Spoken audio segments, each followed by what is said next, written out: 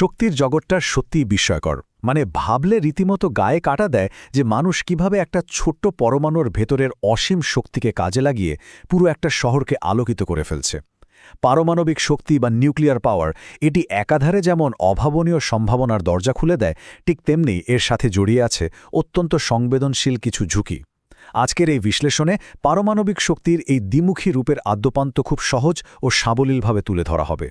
আচ্ছা, চলুন একেবারে গভীরে প্রবেশ করা যাক। মাত্র 1 কেজি ইউরেনিয়াম। হ্যাঁ, হিসাবটা ঠিক এমনই। মাত্র 1 কেজি ইউরেনিয়াম যে পরিমাণ শক্তি উৎপাদন করতে পারে তা প্রায় 4500 টন কয়লা পোড়ানোর সমান। ব্যাপারটা একবার ভাবা যায়। এটি সত্যি অবিশ্বাস্য একটি পার্থক্য, যা এই শক্তির বিশালতাকে খুব স্পষ্টভাবে বুঝিয়ে দেয়। তো আজকের এই আলোচনায় যা যা থাকছে এক নজরে দেখে নেওয়া যাক। শক্তির নতুন দিগন্ত, কিভাবে বিদ্যুৎ উৎপন্ন হয়, এর সুবিধাগুলো, মারাত্মক ঝুঁকি ও সতর্কতা, কিছু সাধারণ প্রশ্নোত্তর এবং শেষে থাকছে উপসংহার ও একটি অত্যন্ত জরুরি স্বাস্থ্য বার্তা।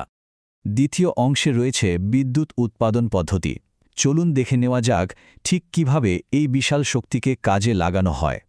এখন এখানকার সবচেয়ে দারুণ ব্যাপারটা হলো একটি পারমাণবিক বিদ্যুৎ কেন্দ্রের কার্যপদ্ধতি।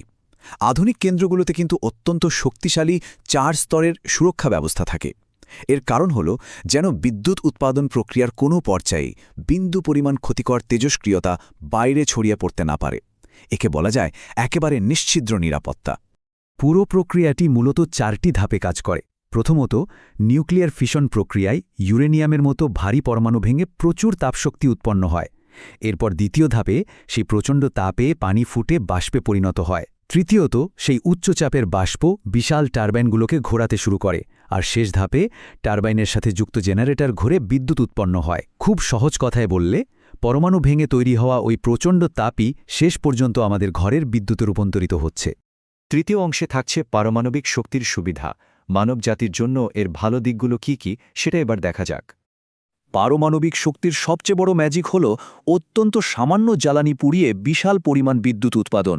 আর সবচেয়ে দারুণ ব্যাপারটা হলো এটি থেকে কোনো গ্রিনহাউস গ্যাস বা কার্বন ডাইঅক্সাইড বের হয় না, যা বর্তমানের এই জলবায়ু পরিবর্তন রোধে রীতিমতো গেম চেঞ্জার। তাছাড়া সৌর বা বায়ুশক্তির মতো এটি প্রকৃতির খামখেয়ালিপনার ওপর মোটেই নির্ভরশীল নয়। বছরের ৩৬৫ দিন দিন-রাত ২৪ ঘণ্টা নিরবিচ্ছিন্ন বিদ্যুৎ সরবরাহ করা এর পক্ষে সম্ভব। তবে আর্থিক দিকটা একটু অন্যরকম। একবার কেন্দ্রটি চালু হয়ে গেলে দীর্ঘমেয়াদে এর পরিচালনা ও জ্বালানি খরচ অন্যান্য জীবাশ্ম জ্বালানি ভিত্তিক কেন্দ্রের তুলনায় একেবারেই নগণ্য। কিন্তু মুদ্রার উল্টো পিঠেও আছে।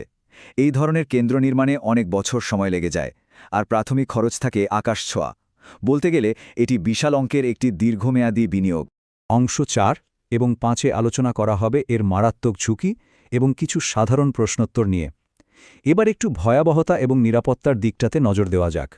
প্রথম এবং অত্যন্ত গুরুত্বপূর্ণ প্রশ্নটি হল, এই বিশাল পরিমাণ বিদ্যুৎ উৎপাদনের পর যে নিউক্লিয়ার বর্জ্য বা ব্যবহৃত জ্বালানিগুলো তৈরি হয়, সেগুলোর আসলে কী পরিণতি হয়? উত্তরটা বেশ চমকে দেওয়ার মতো, এমনকি কিছুটা ভয়েরও। পারমাণবিক বর্জ্য অত্যন্ত বিপজ্জনক এবং এটি কয়েক হাজার বছর পর্যন্ত তেজস্ক্রিয় থাকে। হ্যাঁ, হাজার হাজার বছর। এই বর্জ্যগুলো সম্পূর্ণ নিরাপদভাবে সংরক্ষণ করা বর্তমানে মানব সভ্যতার অন্যতম বড় একটি বৈশ্বিক চ্যালেঞ্জ। সঠিক ব্যবস্থাপনা না হলে এটি পরিবেশের জন্য মারাত্মক এক হুমকি হয়ে দাঁড়ায়। এর পরের প্রশ্নটি নিরাপত্তার সাথে সরাসরি জড়িত।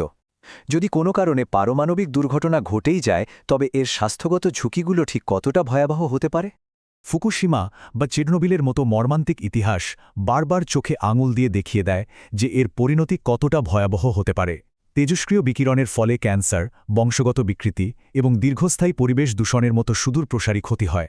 নিরাপত্তার সামান্যতম অবহেলাও মানবজাতির জন্য অপূরণীয় ধ্বংস ডেকে আনতে পারে। শেষ প্রশ্নটি ভূ-রাজনৈতিক দৃষ্টিকোণ থেকে অত্যন্ত সংবেদনশীল। এই অত্যাধুনিক প্রযুক্তির অপব্যবহার করে কি ধ্বংসাত্মক অস্ত্র তৈরির কোনো ঝুঁকি রয়েছে?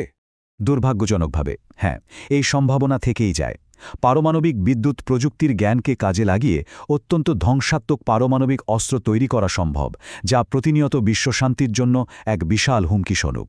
আমরা একেবারে শেষ অংশে চলে এসেছি, অংশ 6, উপসংহার এবং একটি অত্যন্ত জরুরি স্বাস্থ্য বার্তা।